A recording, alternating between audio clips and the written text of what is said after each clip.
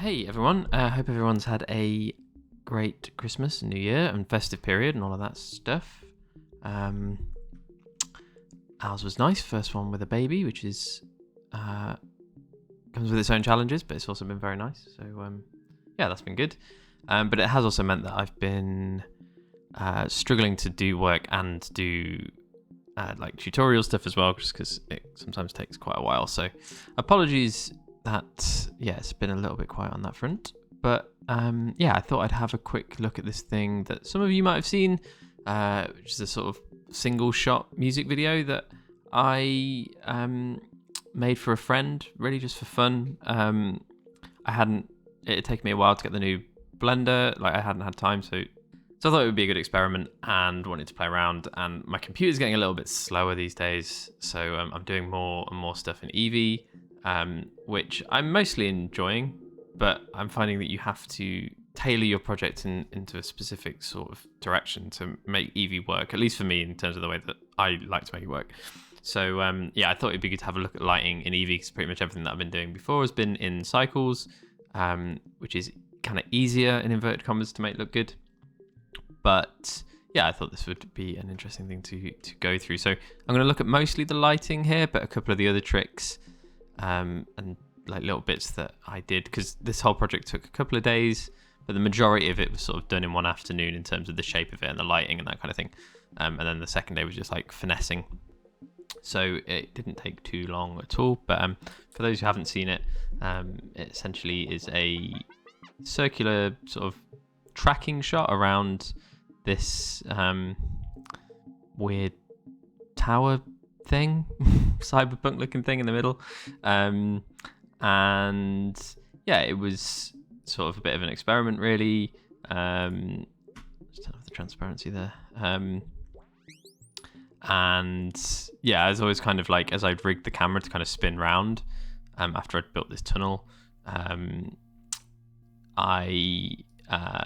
it's kind of enjoying like playing around with the lenses and the angles and stuff. As I was moving, I could kind of like control the camera up here and start getting some cool things. So I thought, okay, that might make a good sort of single take thing. So yeah, I guess I started with these sort of tunnel sections here, and then I Alt-D like duplicated like a new instance of them, so that like if I made any changes to one, it would change all of them, which made life a lot easier, because as I was going and realizing kind of what I needed to put inside these things, like to make them look interesting, I could just do it to one and I didn't have to worry too much. So that was really nice. So that, yeah, that's where I started, and then I just made a circle of them and attached a camera to an empty and keyframe that. I'll talk about that in a bit for people who don't know how to do circular motion, but it's super easy. Great, okay. The other thing that I used for the lighting was a plugin called Physical Atmosphere, which is quite an expensive plugin, but you could do all of this stuff without it. It just sort of automates certain amounts, because obviously this stuff with the sky and the clouds, it's all sort of like all the HDRI kind of generates HDRIs as you go. So and it now has like clouds and stuff, so like, I can start play as I kind of move the height of where the sun is, so it's a little bit slow. You can see it kind of affects the lighting and that kind of thing. I've talked about it before. It's a really good plugin. Like I say, you don't have to have it, but it would just kind of made life a lot quicker for me. And if you're into lighting and you're into doing stuff in kind of like atmosphere, I definitely consider it. So yeah, that's essentially kind of like what's doing a lot of the work here. But what I'm going to do is I'm going to turn off all of the lighting, and then we can sort of start from scratch, really. So that's now with the kind of emissive light from, so the sun's still there, but it's not kind of emitting anything. If I turn, yeah, so you see there, if I turn that on and off, kind of losing that. So yeah, I mean, there's a kind of base point, like you can see it's kind of nice, like just having that sun there in the background. Like, so you could use a HDRI that you downloaded for this as well, like would absolutely work, but it's just nice to have the option. The other thing that's obviously going on here, you can see if I turn that on, is this volumetric here, which is, again, I've just done here in the what's that bit called? The world properties. I always call it the world settings, and that feels wrong. Yeah, and I've just got the density turned up there. But I mean, if there's no density, you can see like we lose all of that, and it makes a big difference. This is one of the things I like about working with Eevee, is that you can just add that volume into the scene and it not affect it too much. I know some people create a cube and put a big cube around it and then add volume to the cube. I don't do that, but I'm assuming that's a more efficient way of doing it. But yeah, this normally works for me. So if I set that back to what it was, 0.015. Yeah, that was kind of nice. So it meant that as we kind of like got to that point in the to the render, as we were coming around, we were just kind of getting these beams coming through, which is really nice. And again, you can kind of change how strong that effect is using this plugin. If I go to like here or something, so I change that fall off amount there, it kind of changes how much those beams kind of show up. Yeah, so that was kind of one of the first things I set up to kind of like, you know, make this feel like it had mood. Another thing I find with Eevee is that, like, in terms of like the world emission, which is at the moment being controlled by this plugin, but ordinarily, like, I try to keep that low. I don't think Eevee works very well with sort of like world emission. You kind of have to add in all of that kind of like fill light in a way that you don't with cycles. That kind of takes me to sort of the next important element. Oh, I'll say this as well, just because somebody asked me this, a couple of people asked me this when I put the video out, is how you do this oval bokeh, this sort of anamorphic bokeh, which is a sort of something that you only get with a specific kind of lens when working with anamorphic lenses, but you can do it here as well. So if I go into the camera settings here, go into depth of field, and under the depth of field section here, there's your aperture and stuff, and at the bottom of that you've got a ratio. Normally that ratio is set to 1, so you get this sort of like normal circular bokeh, but if you set that all the way up to 2, it gives you that oval. Not many people know that that's there, I don't think. But yeah, really useful if you kind of want to go, because I knew I was going to crop to widescreen on this, which again is another anamorphic characteristic, so that was something I knew I was going to do, so that kind of made sense. Cool, so what else have we got going on here? So yeah, in terms of sources, so I've got everything turned off at the moment, but you can see as I was going, I was kind of adding in more of these area lights. If I turn them all on, you see these on the ground, because what I was finding was that, like, as you know, often, you know, I love to have everything backlit, but the thing with doing a 360 video was that at some point the sun would be behind us, and again, sometimes with Eevee you have to kind of like add more sources to make things look interesting. So I added this stuff to the ground, like these lights here, just as we were coming around to certain parts of the models, it kind of gave a little bit of something on the front. You can't rely on Eevee in the same way that you can with cycles to just like bounce interesting things around. You kind of have to put everything there by hand, and the same goes for this sort of like weird, it's a bit of a late addition, but this beam here, if I turn off, because things don't emit in the same way in Eevee, maybe if I turn the bloom down as well, like you can see that, like, even though that's an emission, it's not actually turn that down a little bit. Okay, there you go. So there's not where there would normally be light. If this was an Eevee render, the light would be bouncing around and hitting the top and the bottom section of this model. So yeah, I had to add a light in there and a light there, top and the bottom, to sort of give us this feeling that like things are kind of glowing the way that they should be. Because if not, if I again lose that, you see that green area disappears and there would be light there. So a lot of the time with Eevee, it's a case of like, it's going to look worse to begin with, but if you start adding bits to it, and I could have done it for all of these individual lights, but I didn't because I'm lazy. So yeah, it's just something it's kind of worth noting, that yeah, the trick sometimes with the Eevee is to just place things more, which can be an issue if you're not as confident with lighting. But often, like with most of this stuff, the first time I put something somewhere, it doesn't work, and it's experimentation. So like moving things around, you put something accidentally somewhere that you didn't mean to, and you'll be like, oh, that works really well. I'll keep it. So yeah, I would say that's kind of the golden rule with Eevee generally, because say without all of those lights, essentially this scene does get pretty dead. So yeah, definitely something worth thinking about. What else? Oh, the other thing that's quite interesting, so for a long time these windows weren't here, which as you get a bit closer look a bit rubbish.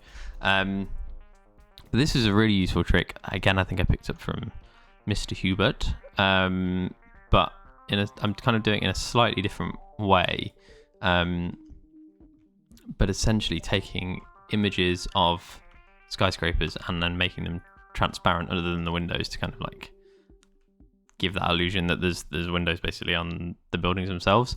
Really quick trick. It's the kind of thing that you do in Photoshop really quickly, but like being able to do it in 3D is insanely powerful.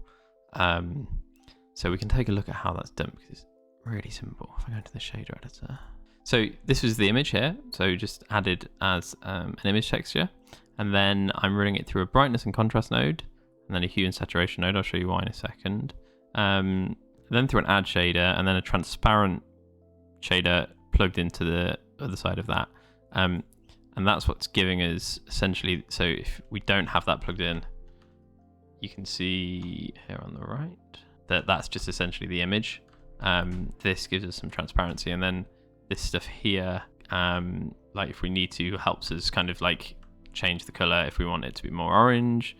I'll take that original color, and same with the kind of brightness and the contrast. I can control those. We're getting different things. So yeah, it kind of gives you this feeling of like from a distance, they're real windows. You could do it with video as well. So if you want the kind of lights to be kind of twinkling and moving, you could do the same thing with video. I think Ian Hubert has some assets of that kind of thing on his Patreon. But yeah, these are just taken from textures.com. I think that's probably one of them. That's one as well. Yeah, just downloaded them from there. And you can see like these little green ones up here. Yeah, you can kind of see them hiding there. But I've done the same thing. So yeah, just run all that through. Yeah, I did an array modifier on these, so they kind of go all the way around. And same for these little lights. Rather than placing them by hand, I've just done an array modifier, and then a curve modifier, and then pointed the array modifier at the curve. It's a little bit fiddly. There's lots of tutorials out there on how to do that. Another thing I've done now, I think, let's see if this works, is got the asset browser working, which is really good. So you guys could take the kit bash library that's already out there, and kind of turn it into a asset library, or I'm going to put, probably once I've done more kind of research into making sure this all works workflow wise and stuff with different versions of Blender, I'll put out a new version of this. But yeah, this is sort of insanely powerful, really. Just being able to drop things into a scene without having to go into a separate project. Kind of bonkers. So I would definitely say look into that.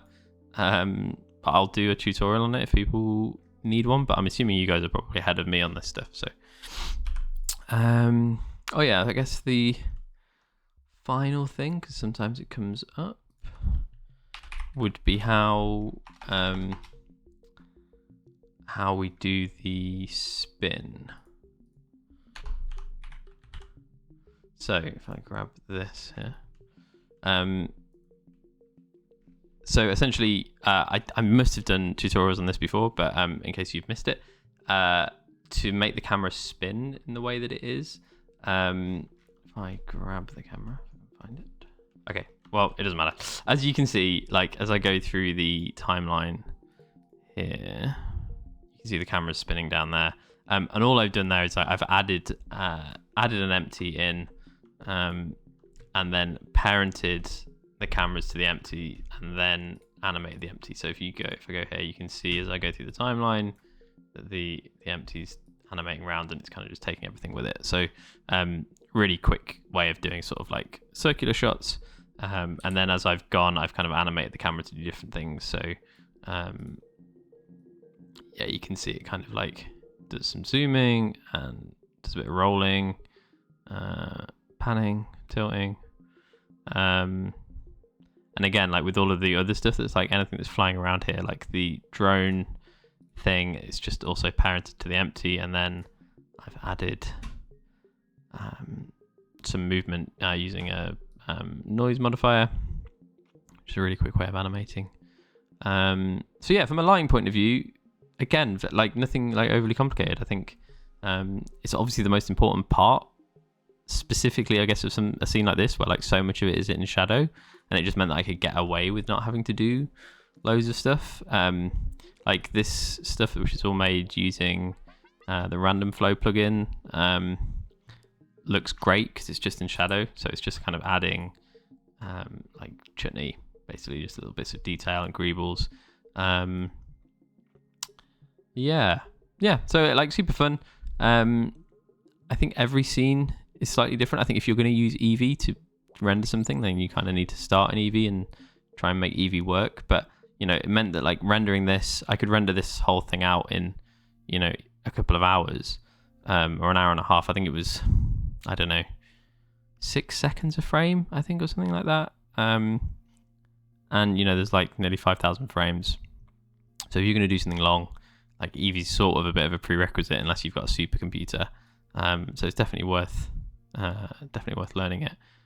Great, yeah. Well, I hope that's been in some way useful. I know lighting can be quite tricky, and I take it for granted a lot. So do let me know if there's anything there that I've missed that you'd like to see more of, or anything that doesn't make sense from this video.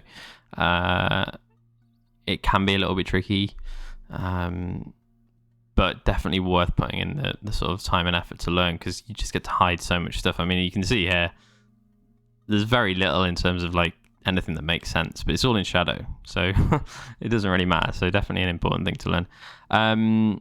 Great. Well, I hope everyone enjoys the last day of 2021 and that 2022 brings lots of joy. Thanks very much for the support this year. It's been great. I've been doing this for just over a year now. And it's so nice to have just a core kind of number of people who